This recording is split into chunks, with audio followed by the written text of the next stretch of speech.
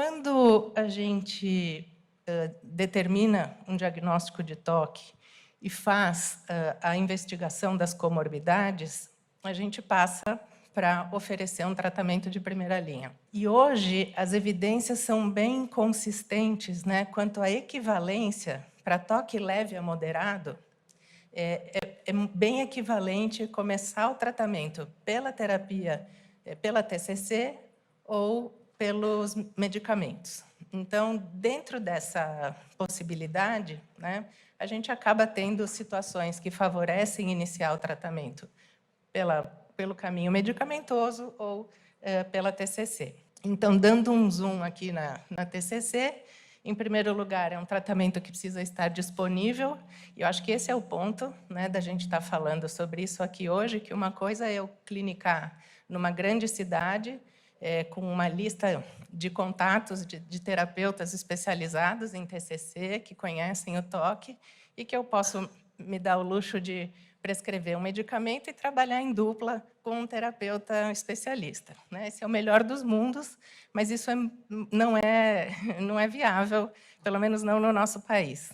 Então, mesmo que o psiquiatra não tenha tanto conhecimento, acho importante saber o que dá para introduzir em paralelo ao tratamento medicamentoso para incrementar, inclusive, a resposta a esse tratamento medicamentoso. Bom, então, precisa estar disponível, precisa ser a preferência do paciente, a TCC para ser o primeiro tratamento, ele precisa estar motivado a se engajar na proposta, de preferência não ter uma comorbidade que indique, né, um uso imediato de um inibidor de recaptura de serotonina, ou vai ser também a TCC primeira escolha quando houver uma contraindicação para o uso dos inibidores de recaptura de serotonina, então um transtorno do humor bipolar ou uma história prévia de efeitos adversos importantes.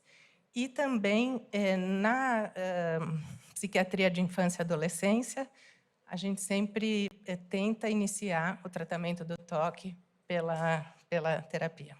Quando a gente vai fazer, eu vou falar da psicoeducação já, mas quando a gente vai explicar para o paciente como vai funcionar a terapia, a ideia principal, né, é pensar em uma intervenção que quebre esse ciclo, né, de obsessões, desconforto, compulsões, alívio. Por quê? Porque a compulsão, esse alívio imediato, né, ele é muito pouco duradouro, ele dura até a próxima rodada, né, até a próxima obsessão, até o próximo estímulo. E isso tende a se perpetuar, até que a gente chama de incapacitante quando a pessoa passa mais tempo do dia fazendo rituais do que fazendo as coisas que ela gostaria de estar fazendo. Tem alguns componentes na terapia cognitiva comportamental tradicional que o psiquiatra pode introduzir na sua prática. De maneira geral, os componentes essenciais da terapia. A psicoeducação, a gente gasta um tempo, investe um tempo com o paciente para explicar o que são obsessões, o que são compulsões. A gente indica leituras, a gente indica que ele visite websites, que ele busque conteúdo de qualidade para se educar sobre o problema dele. E tem pessoas, como o TOC é um transtorno de início precoce, né, antes dos 10 anos de idade, na grande maioria das vezes, a pessoa conviveu a vida toda com algum tipo de pensamento obsessivo ou com algum tipo de comportamento compulsivo, e só quando a gente senta para conversar e explicar, conceituar o que são os sintomas dele, é que ele se dá conta que ele sempre teve aquilo. E ele nunca achou que aquilo tinha um nome, ou fosse um transtorno, ou fosse um problema, e ele achou que ele simplesmente era assim. Então, a psicoeducação vai dar nome aos bois e vai dizer que tem tratamento e vai dizer que o elemento central do tratamento para que ele tenha uma melhora satisfatória é o enfrentamento. Um segundo componente é uma reestruturação cognitiva, né? Então, esses pensamentos exagerados, né?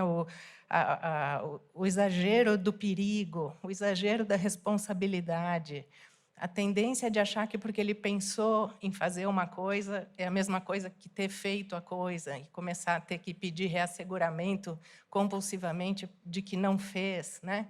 Então, isso tudo precisa ser confrontado, né? E conversado com ele para ajudá-lo a começar a se distanciar do exagero e começar a ter uma visão um pouco mais próxima da realidade, né? Então, uma pessoa, tem um exemplo aqui, uma pessoa que acredita que tocar numa maçaneta de um lugar público e não lavar as mãos vigorosamente, imediatamente depois, vai trazer para ele uma doença grave, não só para ele, mas para qualquer pessoa que ele cumprimentar com um aperto de mão dali em diante, né? Então, esse é um componente importante aí da terapia. E o principal aqui, né, então, tem muita literatura falando que, se não tiver exposição com prevenção de rituais, a terapia não funciona.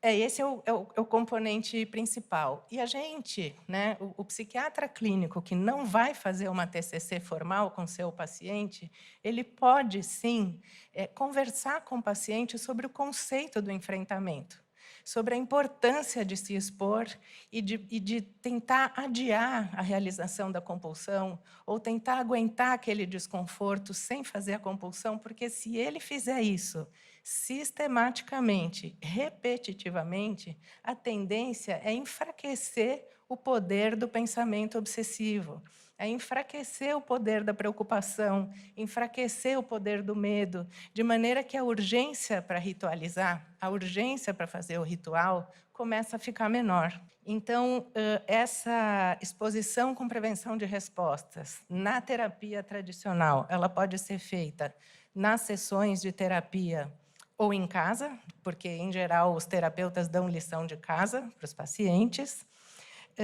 A gente pode fazer a recomendação do enfrentamento de uma situação que o paciente considere mais simples, primeiro, e deixar as situações que ele considere mais graves ou mais complexas por último. Ou tem terapeutas que gostam de fazer o que se chama de inundação, que é ir direto para o que ele considera mais difícil e mais grave e já começar a exposição por aí. É claro que, para quem aqui conhece mais sobre a terapia cognitiva comportamental, tem muita discussão, tem discussões teóricas, tem discussões de como deve ser a prática, mas aqui eu acho que são noções universais que a gente pode usar na nossa prática clínica, não sendo terapeutas especializados. Essa exposição pode ser nas situações ao vivo, pode ser imaginária também, pode ser na imaginação. E depois da psicoeducação, da reestruturação cognitiva, do estabelecimento de uma rotina de exposição com prevenção de respostas, aí vai se poder passar para cuidar da manutenção dos ganhos e da prevenção de recaídas. Então, aqui, né, é mais ou menos a estrutura geral de como funciona a TCC para o toque, e tem muitos desses elementos que a gente pode sugerir para os pacientes ao longo de um tratamento medicamentoso. Então, só esquematizando, né, naquela nossa primeira figura, a tolerância, né, ajudar o paciente a aumentar a tolerância dele ao desconforto, aumentar a tolerância à incerteza, aumentar a tolerância à ansiedade, acaba sendo o elemento principal para a gente ter sucesso no tratamento desses pacientes.